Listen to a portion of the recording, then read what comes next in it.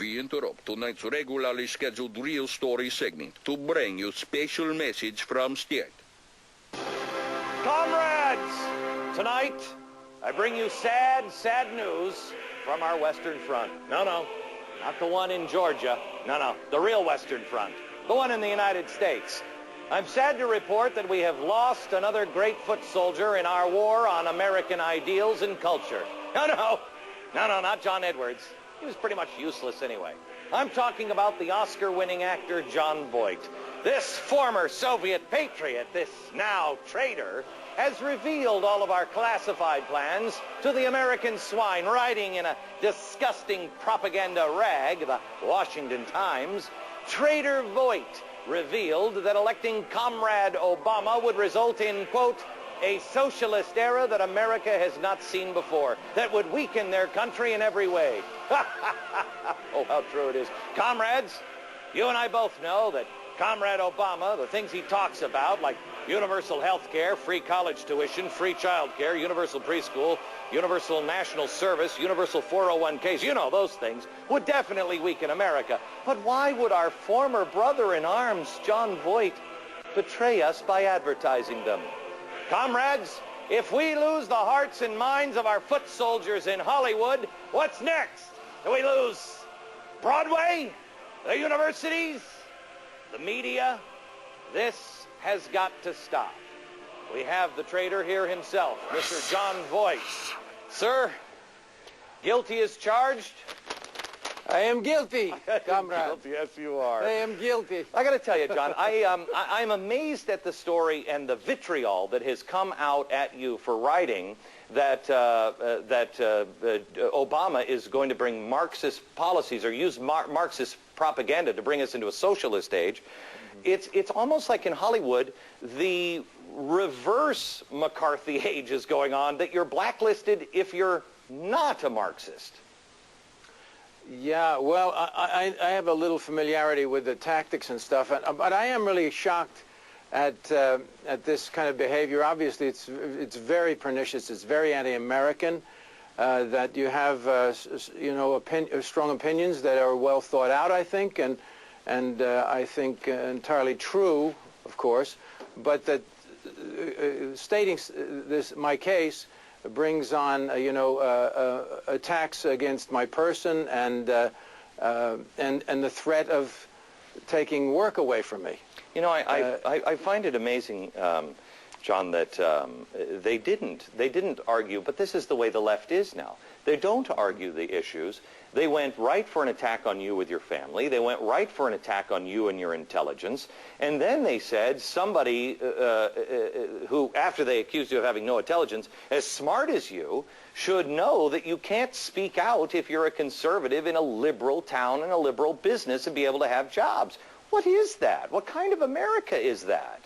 Yeah, and in the statement by this fellow Jeff Wells, he said something about, doesn't he have any sense of expediency in a town that's full of left-thinking people? And it's quite shocking that people would recommend some behavior not out of principle but out of expediency. Yeah. But when you see that the way certain things are going in the Democratic campaign here, you can see that the focus is really on expediency. Yeah, that's where the decisions are made. You and I spoke earlier today on my radio program, and you know, I like a guy who has a pivot point in their life. I like a guy who is not, I don't mind flip-floppers as long as they can tell me why they changed their mind and when they changed their mind. You actually must be extraordinarily frustrated with the college students and the young crowd and young Hollywood because you were part of that in the 60s, and you were caught up in this Marxist movement back in the 1960s. Well, I know how it functions anyway, and Ho Chi Minh was right when he said we're not going to win this with bullets and bombs. We're going to win it in the streets of America and in the colleges and schools. And he was right, unfortunately, and not much has changed. The people who are in the streets are now in the schools teaching our children. So we have a lot to address here. You know, in the safety of to think of the safety of our kids, we got to be very careful right now. I have to tell you, John, and this is awful, awful to say. Maybe I should say we shouldn't be careful right now. We should, you know, be a little braver and know what the threat is and stand up and face it, face it down. I have to tell you, when I first read your editorial, I don't know, it was last week, I thought the first phrase that came to mind was the son of the Republic.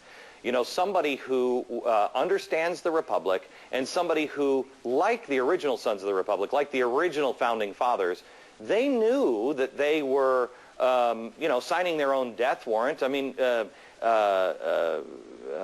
Benjamin Franklin, they didn't think that they could actually do the Declaration of Independence until merchants came to him and said, you know what, Ben, we know this is going to hurt our business. We know I may die penniless, but it's the right thing to do. And that's the attitude that people used to have, and you demonstrated last week that you've got to, it doesn't matter, you've got to stand up for what you believe in.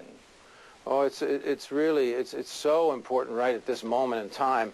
And most of what I wanted to do was expose the fact that nobody knows who this fellow is who's running for president. No one cares to look into his background. He's not vetted in any way. If he was running for a lesser office, if he was putting himself in the position for a lesser office, he would be thoroughly vetted out and would be found wanting, because after all, he has really no qualifications. Yeah. But running for president, he can hide all of the background. Now, when you ask people who are enthusiastic about Obama what they know about him, they have very, very little to say, and they're going on his looks, the way he carries himself, this idea of change, which, by the way, is if you look at change, the word change is very key to the Marxist organizers. What they do is they dismantle the system that they're focusing on, and they bring in change. And he studied the style of Saul Alinsky, and in Chicago, who was a Marxist organizer, and he's been a teacher of that method too. Yeah. And so he knows exactly what he's going to do. What is he going to change? When people say, well, I want change, you say, well, what is he going to change? Is he going to change America from what we love, from what we, from the freedoms we have, from the independence, from the economic opportunities that we offer to people? Yes, he's going to change that. The Democrats are getting into bed with Marxists, and they don't know who they're getting into bed with. They have still not done anything about that. And now at the convention with Barack Obama, one of the performers is Kanye West, who is the guy who came out and said Bush hates black people, the military is killing blacks in New Orleans. I mean, where does this platform of hate come from? Well, listen, it's a mixture of quite a lot of things, but it's not good. It doesn't bode well. You know, it's very interesting about this idea of the racial stuff that they've tried to pin on the Republicans and on John McCain. And, you know, you have this little mantra. He's very clever, Obama, at speaking, of course, and he knows how to get people's attention. And he has this little mantra. He says, they're going to tell you a lot of things about me. They're going to say I'm risky. They're going to say I'm not patriotic. They're going to say I have a funny name. They're going to say I don't look like the fellas on the dollar bills. Well, and he had a little bit of an adjustment from the prior time that he used the same mantra, where he said they're going to say, oh, by the way, do you know he's black? Yeah. Well, they're suggesting, you know, they're trying to take things off the table. They're also implying that the Republicans are using a racial charge against what them. I find interesting is, and it's very you know, covert, and it's always them. John, thank you very much. We'll talk to you again soon, my friend.